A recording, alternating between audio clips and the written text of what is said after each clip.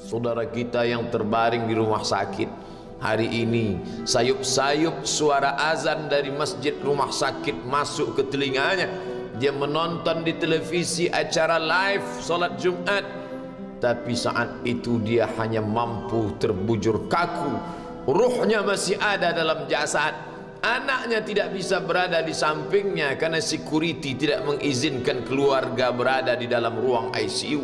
Dia duduk di dalam. Suara terdengar, azan bersahutan, hayya 'alas salah, mari salat, hayya 'alal falah, mari menuju kemenangan. Dia hanya bisa meneteskan air mata. Kenapa? Kalau dulu dia waktu sehat sempat beribadah, penyesalannya tidak terlalu banyak. Tapi kalau di saat sehat walafiat tak sempat untuk menempelkan kening ke lantai, tak sempat melangkahkan kaki ke rumah Allah, tak sempat mendengarkan khutbah, maka tak ada duka di atas duka. Air mata yang meleleh tak dapat mengembalikan masa lalu. Lan tarji'al ayyamul lati madat, yang lalu tak dapat diulang kembali. Air mata darah menangis, yang sakit tak akan sembuh, yang mati tak akan hidup. Penyesalan selalu datang di akhir perbuatan. Belum pernah orang menyesal sebelum perbuatan berlalu. Selalu penyesalan di akhir. Di saat itu penyesalan tak lagi bermakna. Apa kata mereka ketika melihat azab Allah? Rabbana, hai Tuhan kami, ya Rabb kami, absarna, mata kami sudah melihat azab, wa sami'na, telinga kami sudah mendengar suara tangisan, teriakan, pekikan di dalam neraka. Farji'na, kembalikan kami lagi ke dunia, na'mal salihah, kami ingin beramal saleh, inna muqinun, kami yakin seyakin-yakinnya. Tapi saat itu penyesalan tak lagi bermakna, karena dunia tak mungkin utuh semula, karena sudah menjadi sunnatullah yang lampau tak akan kembali. Idza sama'un fatarat, langit terbelah, wa idzal kawakibun tasarat, planet-planet bertabrakan, wa idzal biharu fujirat, lautan diledakkan, diletupkan, wa idzal quburu bu'asirat, semua yang dikubur dibangkitkan. Alimat nafsum ma qaddamat wa akharat, disitulah orang baru sadar apa yang dulu pernah aku lakukan. Wa qadimna ila ma amilu min amalin, semua amal mereka kami tunjukkan, kami datangkan. Ini amalmu, ini infakmu, ini wakafmu, ini sedekahmu, ini salawatmu, ini bacaan Qur'anmu, ini zikirmu. Tersenyum mata melihat amal. Faman ya'mal mithqala dzarratin khairan yarah. Tapi jangan lupa, apakah yang dosa-dosa itu dilupakan begitu saja? Yang buruk pun akan nampak juga. Faman ya'mal mithqala dzarratin syarran, sebesar ujung rambut, sebesar telapak kaki semut yang hitam, di atas batu yang hitam, di tengah malam yang kelam, di dalam samudra yang gelap, akan ditampakkan juga pada hari itu. Yauma tublas sarair, segala rahasia ditunjukkan, dan mata akan melihat dengan penglihatan yang nyata. Mulut tidak lagi bisa menjawab. Al-yauma nakhtimu ala afwahihim, hari itu mulut kami kunci, karena mulut itu yang dulu pandai mencari-cari alasan, bersilat lidah, maka hari itu lidah dikunci. Wa tukallimuna aydihim, tangan mereka kami buat bicara. Wa tashhadu arjuluhum, kaki bersaksi. Apa yang akan dibicarakan tangan, apa yang akan dipersaksikan kaki? Bima kanu yaksibun, semua yang pernah dilakukan di masa yang lalu. Berapa atasanmu sanggup memberi gaji sehingga begitu enteng kau tinggalkan solatmu? Apa yang dijanjikan istrimu sehingga begitu enteng kau berikan yang haram, hanya rayuan sesaat, padahal dia pun akan meninggalkanmu sebelum masa tua tiba? Apa yang dijanjikan anak-anakmu? Ayah, kami akan menjagamu di hari tuamu nanti, maka berikan kami yang kami inginkan, belikan kami rumah yang besar, belikan kami kendaraan yang mewah, nanti setelah hari tua kami akan menjagamu, kata mereka. Tapi setelah kita tua, dosa-dosa begitu banyak terkumpul, mereka pun meninggalkan kita di panti jompo yang penuh dengan kesunyian, hening, sepi. Suara cucu tak terdengar menangis karena mereka pun malu mengakui kita sebagai orang tua. Suapkanlah yang haram ke mulut mereka, berikanlah yang batil ke dalam perut mereka. Itu hanya akan menjadi azab di dunia sebelum hari kiamat tiba.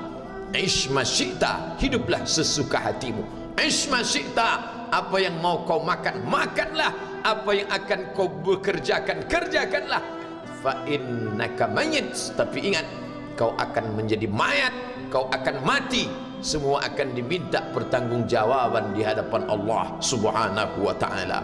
Hari ini orang boleh tertawa, hari ini orang boleh merasa dunia dia yang punya, tapi sampai masanya yang hijau akan berubah menguning, yang kuning akan mati, yang mati akan menjadi debu, yang debu ditiup angin hampa tak bermakna. Lalu apa yang akan dibawa menghadap Allah Subhanahu wa ta'ala? Amal saleh.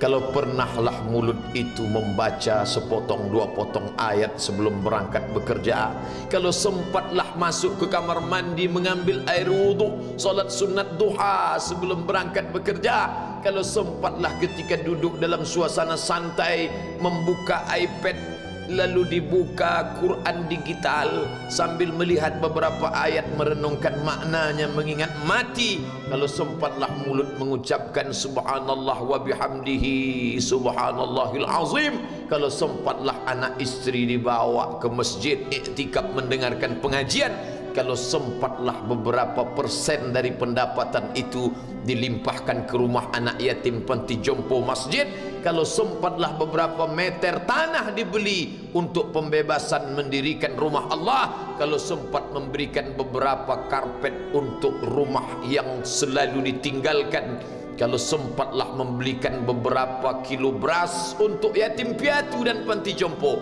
itu yang akan menolong di hadapan Allah. Adapun rumah besar dengan beberapa semen, dengan beberapa busi yang banyak, semua akan menjadi tinggal kenangan. Mereka akan menjual, membagi-baginya. Tanah yang dulu harganya semeter 100.000 sekarang sudah menjadi 5 juta. Mereka akan bagi-bagi itu semua kepada ahli waris. Lalu kita hanya membawa 3 helai kain tipis yang tidak berjahit, dan itu semua menjadi milik orang. Kalau dulu mereka kita didik dengan pendidikan yang baik, di tengah malam mereka bangun menetes air matanya, lalu dia berdoa, Rabbighfirli wa liwalidayya warhamhuma kama rabbayani shaghira, seperti tetesan embun di tengah gurun Sahara yang panas. Kalau sempatlah mereka berdoa, Allahumma ighfir lahu warhamhu wa'afihi wa'fu anhu, maka mengalirlah air yang sejuk ke tenggorokan yang kering. Kalau sempatlah mereka membeli makanan, diundangnya anak yatim, diusapnya kepala, ya Allah, terimalah sedekahku ini untuk almarhum ayahku, almarhumah bundaku. Aku tak dapat membalas budi baik mereka, ya Allah, mereka sudah mendahului aku. Maka akan mengalirlah itu sebagai perlipur lara di tengah alam barzakh sementara kiamat tiba.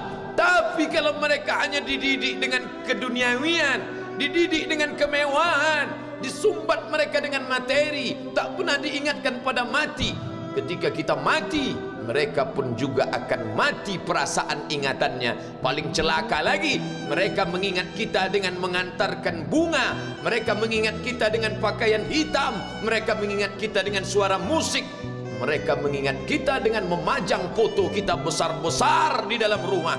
Dan itu hanya menjadi penghalang rahmat Allah turun, tidak berkesan sedikit pun. Mereka sedang menyangka kalau dinyanyikanlah lagu kesenangan kita, terobat rindu hatinya. Kalau dipajangnya foto kita, dilingkarkannya karangan bunga, puas rindunya. Padahal itu tidak membuat pengaruh apapun kepada kita di alam barzakh. Maka sayang, buatlah sayang yang mengingatkan sesudah mati. Kalau rindu, buatlah kerinduan yang membuat dia akan tetap mengalir sebagai satu amal sesudah kematian. Idza matal insan, kalau manusia mati, inqata'a. Dulu rajin membaca Quran, berhenti. Dulu rajin salat tahajud, berhenti. Dulu rajin menghatamkan segala yang baik-baik, berhenti. Tapi ada yang tetap mengalir. Di antara yang mengalir itu adalah shadaqatun jariyah. Sempat membelikan beberapa bungkus nasi, nampak orang tua di panti jompo menyuap nasi itu, menggeletar tangan mereka karena usia lanjut, menetes air mata. Kita bukan sedang melihat orang tua, kita bukan sedang melihat orang lain. Saat itu kita sedang melihat potret diri kita 30 tahun yang akan datang. Di mana aku 30 tahun akan datang? Surga, kenikmatan yang luar biasa, tapi dia tidak akan dimasuki oleh orang yang biasa-biasa. Solat biasa, baca Quran biasa, zikir biasa, untuk mendapatkan yang luar biasa, maka itu bukan perimbangan ibadah yang fair. Hanya dengan solat wajib biasa, hanya dengan baca Quran biasa, hanya dengan zikir biasa, hanya dengan sedekah biasa, berharap akan masuk ke dalam surga yang luar biasa, maka sungguh bukan suatu perimbangan perniagaan yang seimbang antara makhluk dengan Khalik Allah Subhanahu wa taala.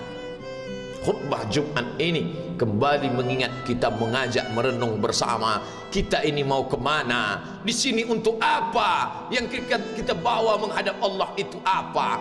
Apakah nama, jabatan, kebesaran, harta benda ikut menghadap Allah? Tidak. Dia akan tinggal menjadi puing-puing kenangan. Yang akan dibawa adalah amal saleh.